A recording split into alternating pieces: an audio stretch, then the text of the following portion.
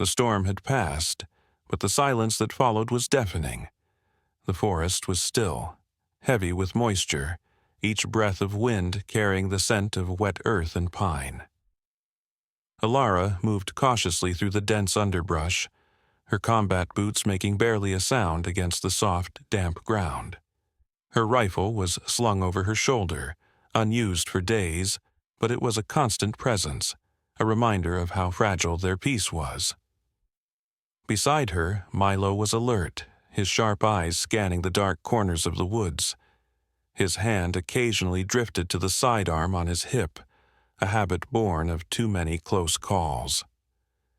But there was something else in his movements, a nervous energy that didn't belong.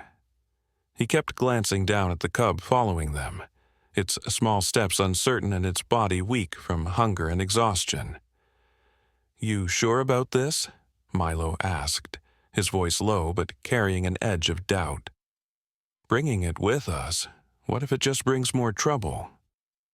Alara didn't answer right away, her thoughts lost in the rhythm of their journey.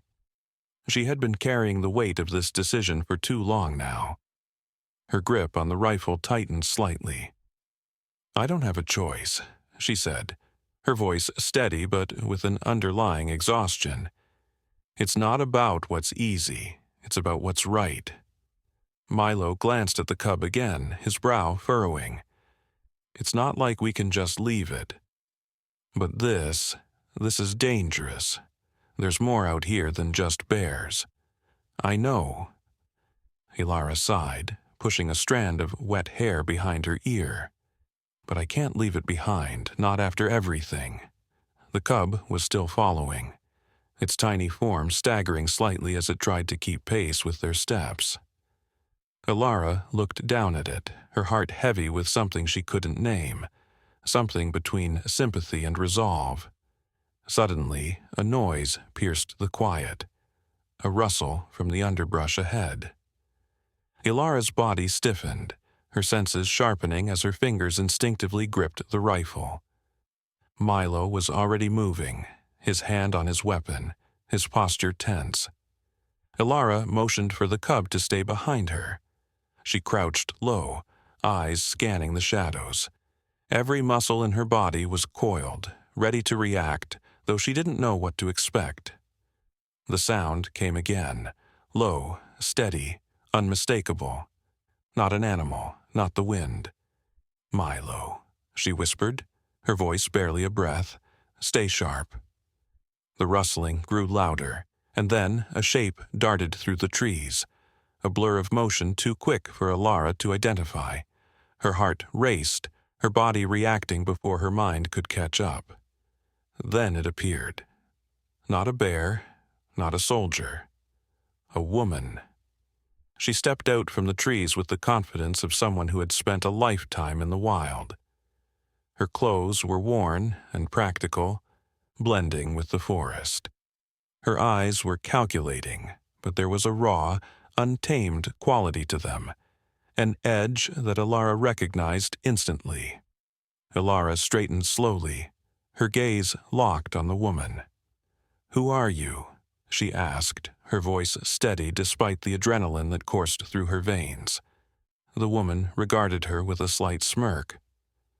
"I could ask you the same thing," she replied, her voice rough, almost amused.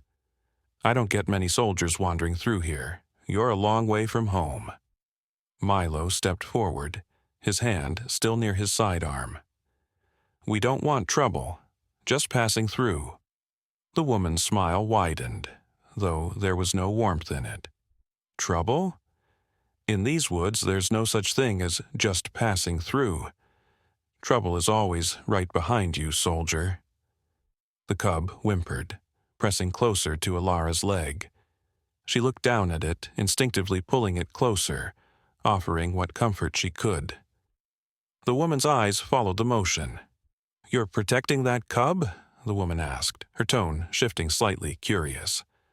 Alara nodded, her voice low. "I am." "From what?" The woman's eyes narrowed. "From everything," Alara replied, a weight behind her words. The woman tilted her head, as if weighing her response. It's not safe here for him. There's a predator nearby, a real one, and if you keep going the way you're headed, you'll end up trapped. Alara's breath caught in her throat. A predator? She asked, her voice barely a whisper. The woman nodded grimly. Not just any bear, the cub's mother. She's been following you, and she won't stop until she has her cub back. The air seemed to freeze, and Alara's pulse quickened.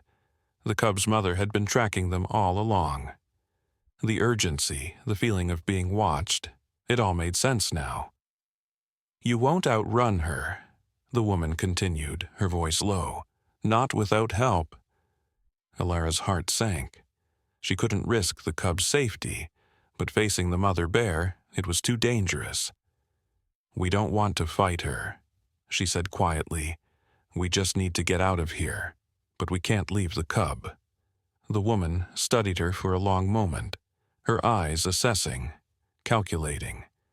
Then she spoke, her voice hard and final. All right, I'll help you. But everything in these woods comes with a price. Alara's chest tightened. How much? She asked, her voice steady despite the fear that gripped her. The woman didn't answer immediately. She merely turned and began to walk deeper into the forest, her movements purposeful. Follow me, she said, her tone leaving no room for argument. You'll get what you need, but remember, nothing comes for free in these woods. Alara nodded to Milo, signaling him to stay close. Together, they followed the mysterious woman through the thick trees, the forest growing darker and more foreboding with each step. The cub padded behind them, still unsure, but trusting in the protection that Alara offered. As they moved deeper into the wilderness, Alara couldn't shake the feeling that the price she was about to pay would be greater than anything she had imagined. But for the cub, and for her own survival, there was no turning back. The shadows seemed to close in around them as they walked, the path uncertain, but their resolve clear. The cost of survival was high, but as long as they kept moving, as long as they kept fighting, there was still hope. And hope, Alara knew, was worth whatever price she had to pay.